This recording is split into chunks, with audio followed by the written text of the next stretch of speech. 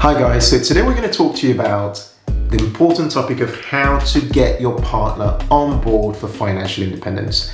My name's Ken. And I'm Mary. Of the Humble Penny and Financial Joy Academy. What we do on this channel is give you the insights, the hacks, the practical tips to help you work towards a dream life of financial independence and money joy. So this topic of financial independence, and when it comes to couples, getting one person on board, is a really important one. In fact, we did a case study recently on this very topic because we've had so many people query about it. I'll put a link to it below for you to check it out, and possibly above for you to check that one out. But many people write in because money, as we know, is a big part of our individual lives, and it becomes even more of our lives when you meet somebody who you want to go into a committed relationship with, or you might already be in a relationship with somebody, right? Such as a marriage. Right? So we thought, you know what, we'll give you a bit of a background from our perspective on how we've been able to deal with this in the last 10 years and how we even came to start to look at financial independence as something that we wanted to aim for. Yeah. Do you want to give an intro on how we kind of started out on this journey? We started individually, and this was even prior to meeting each other, but that also brought us together because as some of you may know from our other videos, we actually met at a property seminar. It was a 3-day intensive course run by Robert Kiyosaki of Rich Dad Poor Dad. So we already had plans to work towards financial independence through the property route. And so that's how we started. Yeah, so for us, it's quite unique that we already had a bit of a background. I was introduced, as Mary mentioned earlier, to this whole idea from the book Rich Dad Poor Dad. And so when we met, we already had the mindset essentially for it. And so the idea was not entirely strange, right? So, but for many of you out there, there's a possibility that some of you have been reading blogs, you've been watching YouTube videos, you've been doing things that means that you've come across this idea, but your partner might have a completely different attitude to money, and just introducing them to the idea, or possibly asking them to come on the journey with you, might be a weird thing, right? Because financial independence, as I mentioned before in a previous video about the 8 stages to financial independence and abundance, is a stage on the money journey. So it's quite a long-term goal. So having as much information and having your partner on board is, in fact, I see it as absolutely critical, because most definitely. Yeah, because if they're not on board, in fact, I met someone who said that they were trying to aim for financial independence just for themselves, but their partner wasn't totally quite on board, which for me was a bit strange, really, because you can't really aim. I just don't see how you can do that successfully without your partner being there. I think it'll be very difficult. It'll be very difficult. There will be clashes, a lot of challenges. A lot of challenges. It's hard even just the two of us being on the same page, let alone a couple who are not on the same page. Yeah, because the family vision, and this is really important, because the family vision would be very different, because that almost implies that that couple possibly don't have a family vision financially, essentially. And I find that'd be quite difficult in a marriage. And this plays into our previous video about money and marriage that we made before, which again, I'll drop a link to below and above for you to check out this whole idea of thinking of money together and jointly as a vision for it to actually become successful. We're now going to dive in and share some of the things that have helped us on the journey so that it might help you get your partner on board for financial independence or another long-term goal on the money journey. So the first point would say use a third party.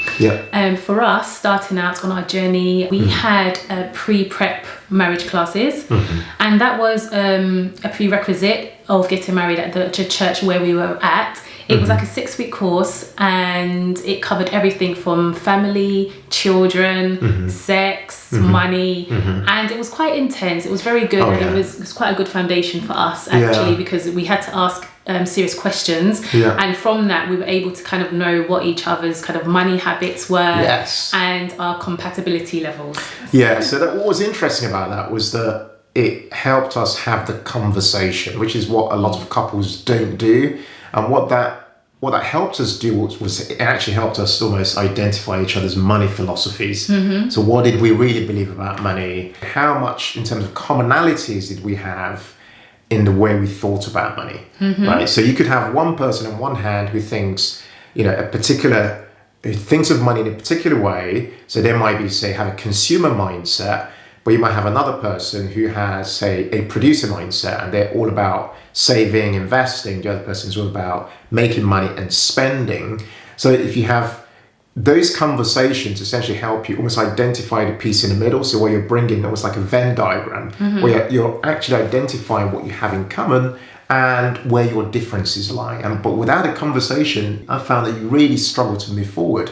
Yeah. But sitting down and using somebody who's a third party, as Mary mentioned, maybe a counsellor. Exactly. Somebody mutual. Yeah. Yeah. Not a kind of relative or somebody who might just naturally be kind of biased. Yeah. The word, mutual. I guess independent in a way. Somebody who's independent. Yeah. Will be quite good for that because it just removes favoritism of perspectives or opinions or whatever. Yeah. If the partner kind of senses any bit of favoritism, they'll just shut off. So yeah, it's a good point. So the second way to get them on board is to sell them the idea. So one thing I know is certainly very powerful, and was very powerful for us, was to meet people who had been on the journey to financial independence. Because it can seem like quite a distant and almost unrealistic idea, and you think, it's for those people, not for us. Yeah, you easily make excuses and say things like, we're too old, or we don't earn enough income, and therefore we shouldn't aim for this goal. But if you can identify people who've actually done this, I'm talking real people who've actually been on the journey, and for us, it helped that we were able to start to read other people's blogs, watch things on the internet, and start to go to conferences, go to events. We bought courses, YouTube videos, like the one we're making. And meeting people face to face. So London meetups, for example, which we started to host as well, helps because when you get to meet people and you hear their stories directly, you can ask them the hard questions, okay? And those environments are good places to kind of expose your partner to, because then they can start to really hear from other people, and it's not just something you've come across and you think is a great idea, but something that other people have actually achieved or other people are on the journey for, to which your partner can get exposure to. Yeah, I mean, definitely people are more likely to believe it when they see it in other people, especially when they can see it in people that they can maybe relate to. Yeah. So your job is to essentially get them past the milestone of who's done that before the how questions are raised. Yeah, and the how question is the hardest one. I forgot to mention earlier, actually, really good things to do are to also look at books. Books are super useful for just opening up your mindset to how this could be done possibly. I'm going to share a link to our list of books that we have, the books that we love that, cover a wide variety of subjects, such as financial independence. The other one is coaching. I find coaching to be possibly one of the quickest ways you can get a transformation, okay? So I'd highly recommend that as well. The third one is to talk dreams, trade-offs, and why. Now, I love talking dreams because it just gives you an opportunity to actually think about what you want in the future, because a lot of us in our day-to-day spend time being bogged down by bills that need to be paid, need to go to work, look after children, stuff like that, right? That we actually struggle to find the time to actually dream about the future. So I find that dreaming about the future just is a good way to introduce your partner to this idea of financial independence and to share the why aspect of it. So for example, for me, and Mary will tell you hers in a minute, for me, a big motivation on the journey was the fact that, we had immigrated to the UK just over 20 years ago, and the struggle was real. I mean, there was absolutely, for us, the priority back then was just about survival. The idea of thriving wasn't even in the picture at all. And so for me, one of the big motivators, what I often refer to as the point of no return on the journey, was how can we turn around our lives and live very differently? Initially it was, how do we get ourselves to kind of the level of the average person in this country, such that we're just about able to kind of pay for our things, pay for expenses and so on. And then the idea of thriving, which is where financial independence comes in, then became a thing once we had elevated ourselves beyond that. What were some of your whys on the journey? Yeah, so for me, I was actually born here, but my parents immigrated about 35 years. Yeah, prior to, so when I was born, I think they'd already been in the UK for about 8 to 10 years. So they've done all the hard work. Sorry, so they did all the hard work. But for me, I grew up in Hackney and I had an amazing upbringing. However, I just wanted a different kind of lifestyle for my kids and for our future. Yeah, and to, really start to do more, to be able to do more charitably as well. It's one of the things that were really important to you was the need to not just live for yourself almost, but to also be able to to do charitable work. That was one of the major driving forces, and just knowing that we didn't have any kind of worries about money and being able to invest in all of these ideas, that was definitely one of my driving forces. And I thought that property would be the great way for me to be able to achieve that. Well, it turned out to be one of the ways to start. That was the entry. That was the entry point for us. Well, for me at the time. Exactly. Hence why we met at this property place. The other point about this is about trade-offs as well, because it's all good and well talking about your dreams and your ambitions and your goals, but you've got to talk about the trade-offs, i.e., what you must give up in order to achieve those goals, and whether you are prepared to give those things up. Because that's the bit that most of us just don't talk about. We're like, I'd love to achieve these goals. Yes, I'd love to become financially independent. Sounds great. But, I always look at life as there always has to be a real trade-off. If you're not prepared to accept the trade, then that goal is not one that you're realistically, if I can say the word, going to achieve. And I think talking about it in that environment of dreams is actually a really practical way, realistic way of actually looking at the whole picture and the whole journey towards financial independence. Yeah, most definitely. And like I said before, when you know your strong why, these trade-offs won't really be too difficult for you. Yeah, that's a good point. Honestly, it really wouldn't, because your why is so strong, it's so compelling. Powerful. That you wouldn't mind. You'll just be happy to stop doing these things. It's a gradual thing. I know what you mean. It's a gradual thing. You'd feel that the why overcomes the things that you need to give up in order to achieve the goal. If the why is powerful enough, you will take the steps. It's a gradual thing, and there will be many conversations, I think, from that first initial one of dreams, trade-offs, and why. That initial one then kind of leads into further conversations down the line. Yeah. And instead of it being this kind of burden, it would actually be like, a bit of a challenge. Like, come on, let's do this. Yeah. How can we increase our savings rate? How can we How can we cut down our food budget? How can we cut down on our car expenses? It becomes, and that comes to our next point actually, which is make it fun on the journey. Okay, because one of the things that people, in fact, someone said, we had a call recently with somebody, and she heard me on BBC Radio 4, and she said, I wonder if that couple actually have fun on the journey, right? And we were like, what? Is this really what people think? That we possibly don't have fun on the journey. We have a ton of fun. Yeah. But the thing is, the type of fun you have is one that's a bit more intentional, okay? So it might not be that you have to spend money all the time to have fun. You can have fun without spending a ton of money. It just means that you have to be more creative about the type of fun you have and where you find that fun and how you plan for it. So, but making it fun and almost gamifying it is actually really interesting. So rewards are very important on the journey. So kind of treating yourselves to things when you hit certain milestones. Let's say, for example, you were aiming for a particular savings rate in, say, the next 3 months. If you achieve that goal between yourselves, making sure you celebrate those small wins, that's really important for motivation. Definitely. Another thing in terms of keeping it fun is to maintain the date nights. If everything is about work, save, it can just get very kind of, what's the word? Just very tense in a home. Tense is a good word. Yeah. Like, because you're trying to aim for this goal does not mean that you cannot have fun at the same time. So one thing that we do is we maintain our date nights. At least we try to. We did it weekly, but now it's twice a month.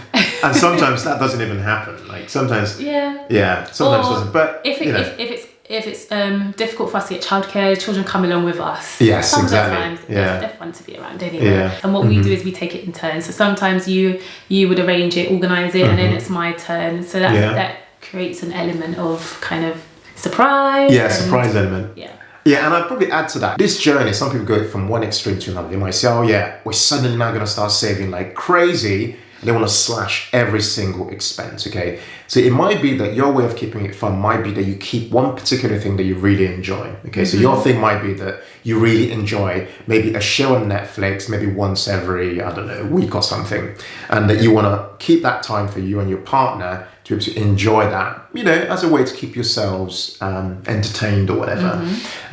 So as that's not all you're doing with your time, obviously, then that's a really good thing to do because it's your way of keeping things fun. Your way of keeping fun might be to cook cook dinner on a Friday night and buy a bottle of wine or whatever, you know. But you're doing it knowing that there's a much bigger purpose, you know. You're not just kind of living life and just like everybody else does, but you know that you're working towards a much bigger family vision, family plan and goal, but along the way you are keeping it fun and enjoying yourselves. One important point to mention is that if you are on this journey and your partner isn't quite there yet, it's so important to kind of do this with a heart of love and patience, because if you don't get the results straight away, it's easy for you to get kind of frustrated, you know, why is my partner not seeing this vision?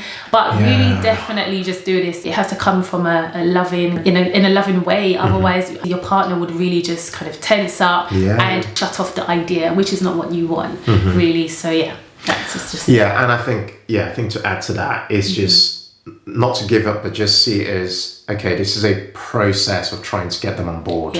You know, in that your first attempts might not actually work in convincing them. One method might not work, but meeting somebody, like say if I had a chat with your partner, I'm just making this up, right? Let's say you met someone like me and you know, and they were able to talk to your partner about this whole idea of financial independence. It might be something that might work. So the point there is that the different things we've mentioned, they all might not work together, but one of them might work and another one might not, for example. Okay, so the point there is just keep persisting and keep trying. Sow the seed. Yeah, and then other people will help it to kind of grow and manifest. And blossom. Yeah. The final point is about having joint accounts. And we've talked about this before, but I think in relation to this video, in terms of getting your partner on board for financial independence, I think the point here is about transparency. Because if you're going to be going on this big journey of financial independence, it's just very important that there is this feeling of togetherness, right? And I think joint accounts do that, in that all the money is in one pot, everybody knows what's coming in, and you both know what's going out. It just helps to really cement that commitment. That's what this is. It's a commitment, which is why we say this journey to financial independence. If you're in a kind of boyfriend-girlfriend relationship, I wouldn't think it's the one for you, because this is a proper journey, which we would say is for people who are committed, in a really long-term relationship, married, for example. You know, so a joint account, which I highly recommend, and I know you might struggle with as an idea, is a really, really good way to demonstrate that togetherness on the journey. Definitely. Guys, we really hope you enjoyed this video. I want to use this opportunity to thank you so much for all your amazing feedback, all your comments and engagement. It's so encouraging. So encouraging for me and definitely for Ken.